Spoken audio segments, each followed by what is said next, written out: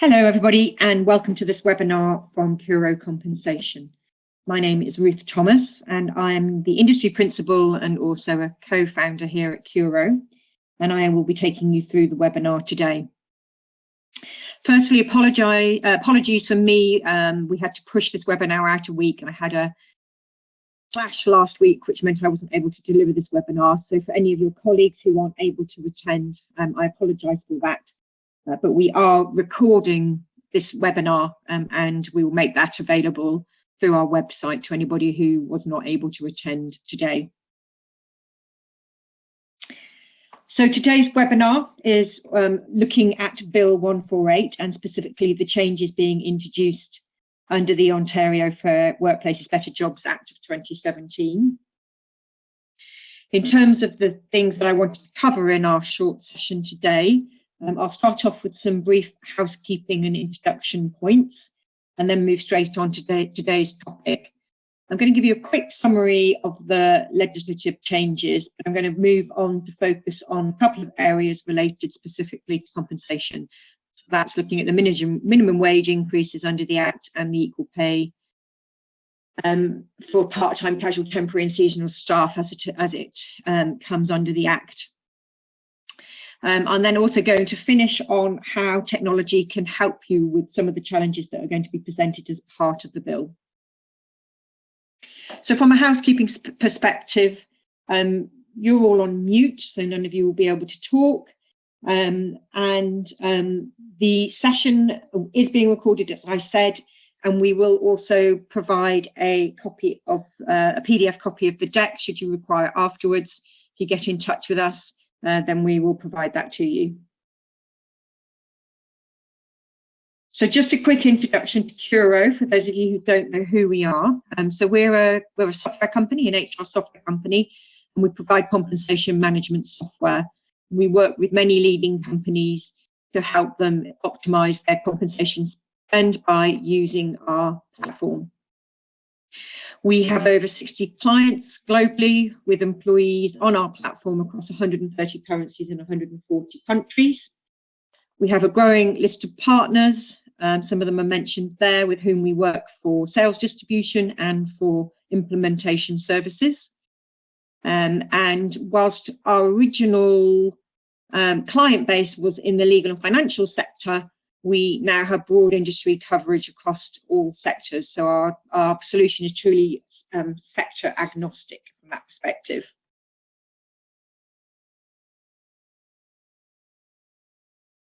And here are an example of some of the clients with whom we work. And if you would like to find any more information about Curo or case studies for the people we work with, you can find those on our website or by getting in touch with us, and we'd be happy to share some more information about our company with you. But now on to the webinar, and today, as I said, I'm going to be focusing on Bill 148. A quick health warning here, this is not going to be a deep dive into the legalities associated with the Act, and I'm definitely not offering you any legal advice today. We're compensation specialists, not lawyers, so I'm going to be looking at this from the perspective of how it impacts compensation and the things that you might need to think about. But let's just take a quick look at the Act and what we do know. So it was passed on November the 22nd this year. The Ontario Fair Workplaces Better Jobs Act 2017, known more colloquially and probably somewhat more easily as Bill 148. And the Act actually amends a number of previous acts, which I've listed here. And the key goal of this legislation is really to protect vulnerable and precarious workers. And it does represent a major overhaul of workplace legislation and will undoubtedly impose a number of burdens and challenges for employers. The Act does set out a number of legislative changes with a timetable running out over the next 3 years.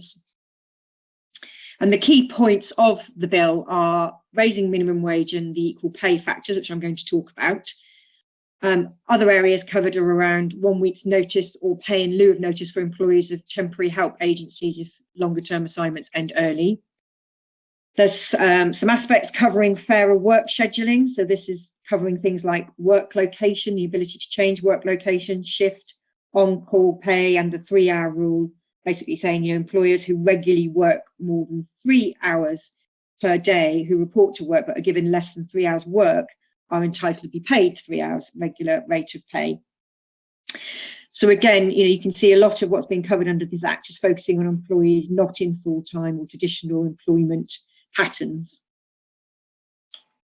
Some of the other points covered is the need to provide up to 10 days individual leave and up to 15 weeks leave without the fear of losing your job when a worker or their child has experienced or is threatened with domestic or sexual violence.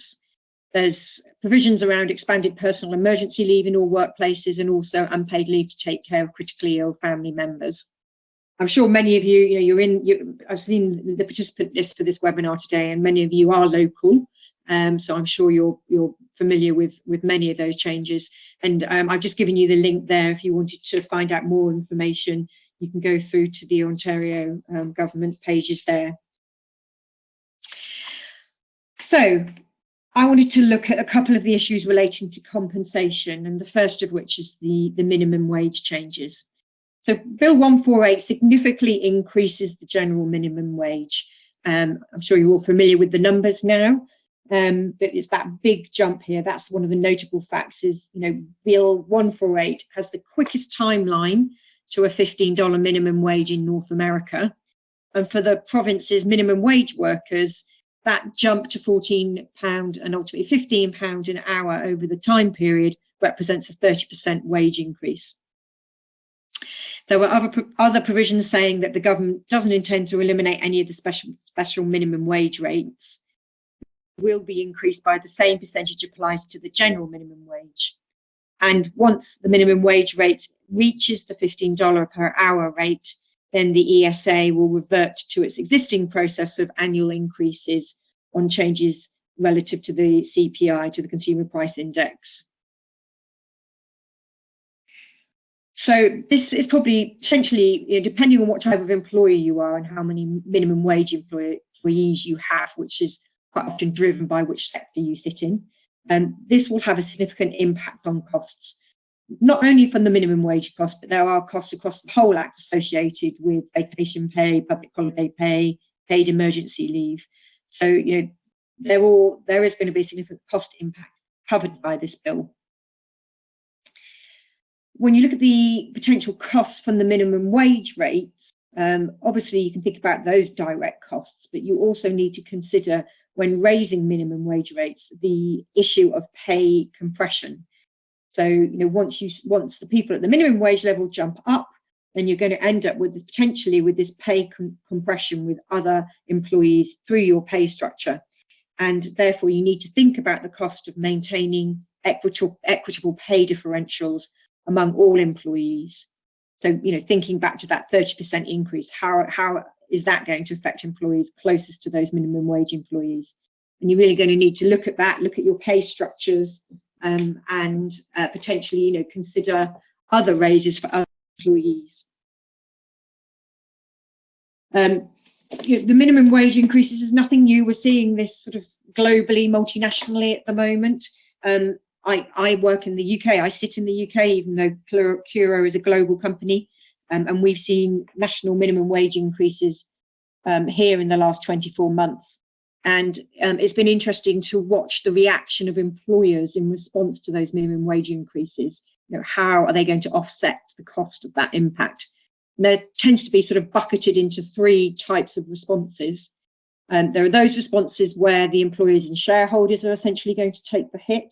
So they're just going to absorb the increased cost into their cost base. But against the current economic climate, that is a difficult pill to swallow, obviously. Some employers are looking at how employees will absorb that impact. So they may potentially be reducing employee costs in other areas, such as benefits, in order to be able to provide budget to pay for all these pay adjustments. In some of the organisations, we're seeing pay changes are happening as required by legislation, but not for other staff who are not impacted by such legislation. So many senior staff still experiencing pay freezes in order to fund the pay increases for those that have to be done. And, some employers are actually, facing reducing headcount or reducing recruitment in order to meet the costs brought about by the increases in minimum wages. So the third bucket really is around more broadly passing the increase of these costs onto the consumer, onto customers in the form of increased prices. So different responses you now need, I guess, to formulate how you're going to respond as an employer and where you think you're going to be able to manage to offset that cost impact. So there's lots of challenges ahead, I'm sure. The other area I wanted to look at was the equal pay changes as they are covered by Bill 148. So again, the focus is on equal pay regardless of employment status, with the intent that employees working side by side and essentially doing the same type of work should not be paid differently just because their status is not full-time. So what the bill covers is, for casual, part-time, temporary, and seasonal employees who are doing substantially the same work as full-time employees, they should be entitled to the same rate of pay. There are some justifiable reasons that you can differentiate pay, but that can only be if it's based on seniority or merit, where earnings are measured by quantity or quality of production, or any other factor, in fact, that other than sex or employment status. The legislation also covers that employees have a right to request a review of their wages, and employees are required to respond by either increasing the wage rate or providing a written explanation of the differential. And also the bill allows for anti-reprisal protections for such requests, which is quite common in any equal pay legislation. And these rules come into effect on the 1st of April. So it's important to think about these changes against the wider context of equal pay legislation that is happening nationally, it's happening multinationally, particularly if you consider those groups of employees impacted by the Act, so those vulnerable and precarious workers as it's described. A greater number of these will be women or ethnic minorities, and there are a number of broader areas and agendas tackling these. So if you haven't done so already, it really is time to focus on an analysis of the equal pay issues in your organisation. We work with many employers, helping them with equal and fair play. One of the things that we do help them with is this fair reward checklist, which is something that you might want to consider in terms of tackling equal pay in your organisation. So, one is making sure that you have a clear reward strategy across the organisation, and even more importantly, that your employees understand that reward strategy. One of the key issues around equal pay and the perception of equal or fair pay is that people feel that they're being rewarded fairly. So a lot of the time, many equal pay claims are not against the actual amount they're being paid, but whether they feel they're being paid fairly against another employee. And so therefore, that's why communication around reward is really important. It's that perception of how you're being paid relative to other people within the organisation. So communicating clearly to employees why they're paid, what they're paid is really important. Having a clear system of internal levels will help with all types of equal pay legislation, and potentially using job evaluation or some form of job classification system in order to assign roles to those job levels. Where it's appropriate, you need to think about having robust market data. It's not always possible, but where you can, it will be very helpful. And as I've said, making sure that you communicate those pay structures to employees, and that employees understand how their pay progresses. So, that's quite often not known by employees. It's a bit of a sort of in-house secret. So it's making sure that your managers are briefed if they're talking to employees during the pay review processes, and that employees are fully aware of how pay progression happens in your organisation. You may want to think about conducting regular equal pay audits. I did a webinar a couple of weeks ago, which was covering the new equal pay legislation in Massachusetts, and they prescribe a fairly strict approach to managing an equal pay audit. You can access the information from that. That will give you some good ideas generally, if you're looking at how to conduct an equal pay audit, you can access that webinar and deck through our website if you'd like to find more information about that. Whatever you do when it comes to looking at equal pay, one of the most important areas to focus on is wherever there are discretionary decisions made, because this is where this concept of unconscious bias can happen the most. And it's not just around pay decisions, it may be many of the factors that go into making pay decisions. So, many pay decisions are related to performance rating. You need to look at how the decisions are being made that go into allocating those performance rating. And similarly for promotion increases and discretionary bonus awards. We're seeing less and less discretionary bonus awards. More bonus schemes we're working with now with our clients are much more KPI-based bonus schemes, which are much more transparent in terms of what an employee has to achieve in order to gain that level of incentive pay. And probably most importantly, and this is probably true of many of the aspects of Bill 148, is making sure that your managers are fully briefed and making sure that they understand when it comes to equal pay issues, any unconscious bias, and they understand where that might occur and how to react to that.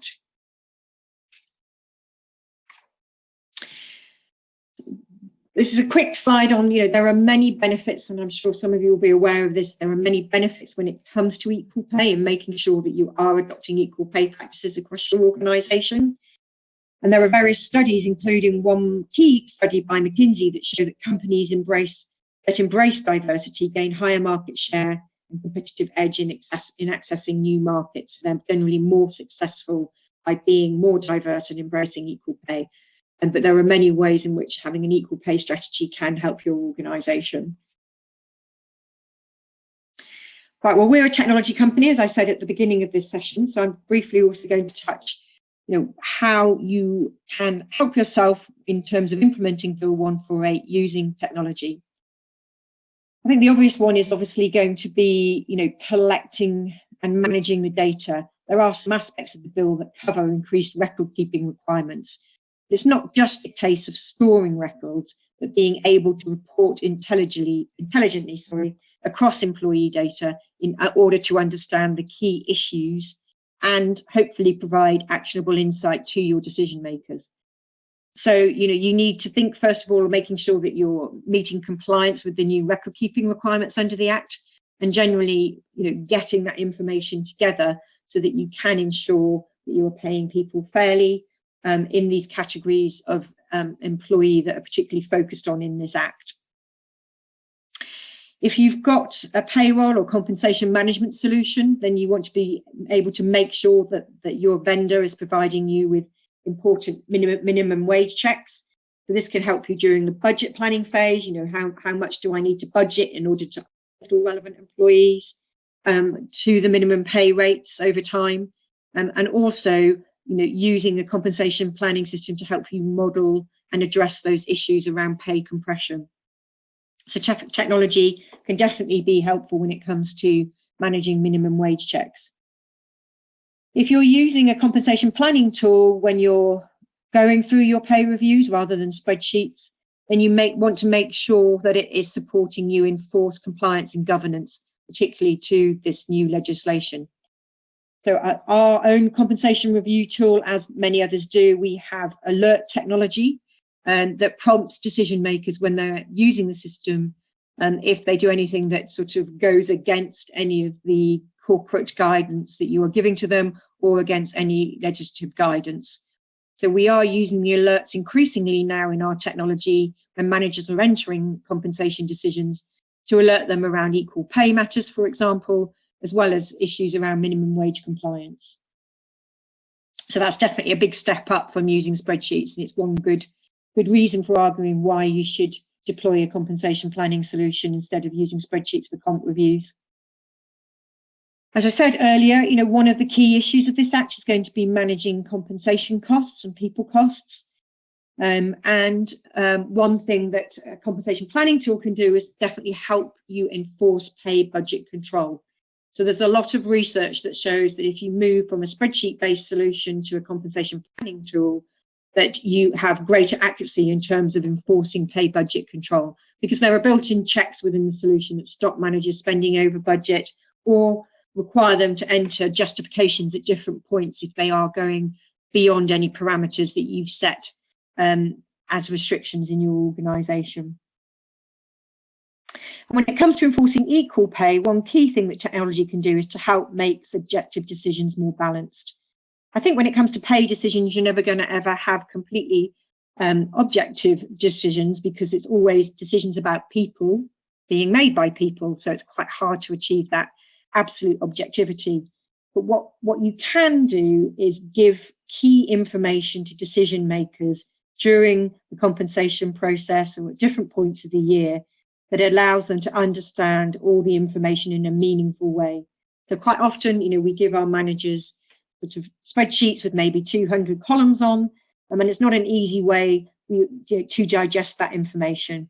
And what compensation planning tools can do is to help you provide that information in a more user-friendly way to help the managers make truly informed pay decisions. So if you want to find out more about how compensation technology can help you in any of the above ways, then do again get in touch with us. Debbie or Sue would be delighted to talk to you about that. But I think it is important to think about the challenges that you're going to face and how you are going to meet those. And some of those answers may be deploying technology. So I think that's where I wanted to finish today. It was a short webinar today. Again, as I said at the beginning, for those that you weren't here, we are recording the session and we will make that available through our website and through our social media.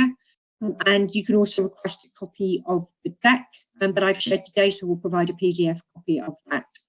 If you have any questions, then please do again get in touch with us. You can see Debbie and Bowden's email address there. She'd be happy to pass this question on to myself, or she'll respond herself. And it was great for you to be able to join us today. Thank you very much.